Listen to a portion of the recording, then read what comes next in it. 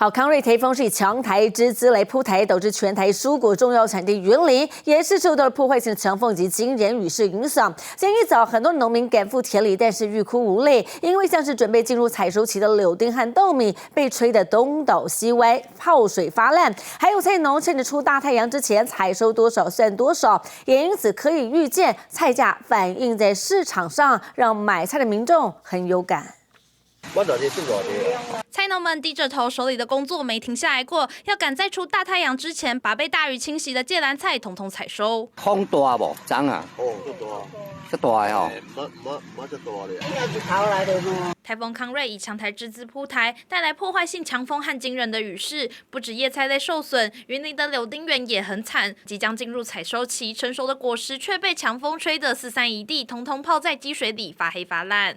新的9月份就开始较少了吧？啊，你捌看迄丛安尼风遐透咯？唔係，无久啦，那久就较严重。台中东兴市场1号一早，不少民众冒雨来买菜，受到风雨影响，叶菜类、瓜果类已经些微调涨，民众很有感。我差会给我们一半嘞。我买青菜都是看当季的，便宜就好。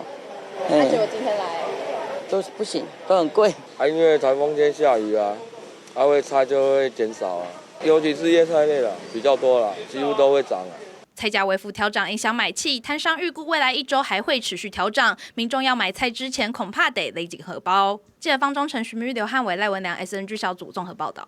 好，康瑞台风是在昨天就在台东成功镇来做登陆，但是这个区域已经是今年第3度遭到台风袭击。值得留意的是，这个凯米台风当时也从成功来做登陆，完全是台风登陆的热点，造成市区还有这种植区的状况非常惨重。还有农民直呼真的是在做白工，路上呢所见之处都是瓷砖遍地。之后该如何防台应变，相关单位要好好重视。 强烈阵风吹得路树猛烈摇晃，超大豪雨席卷台东地区。这里是台风最前线台东成功镇，这是这里今年第3度被强劲台风袭击。康瑞台风来势汹汹，也是史上第一个在10月下旬登陆台湾的强台。在31号1点40分从台东成功镇直接登陆后，暴风圈马上笼罩全台各地。不过这是第2次从台东成功镇登陆，第1次是它。 暴雨猛灌，大马路淹成一片汪洋，车辆缓缓驶过，水几乎淹到半个轮胎高。这是凯米台风过后台东的淹水惨况，而山图尔台风的状况也不容小觑。 市区住宅淹水，道路上水流一片，淹到小腿位置，路树被风吹倒。而这次的康瑞台风从成功镇登陆，平均7级强风，连续了快24小时，最强阵风达到14级，路上满满都是瓷砖、断壁残垣，造成成功镇农损相当惨烈。今年连续3个台风重创成功镇。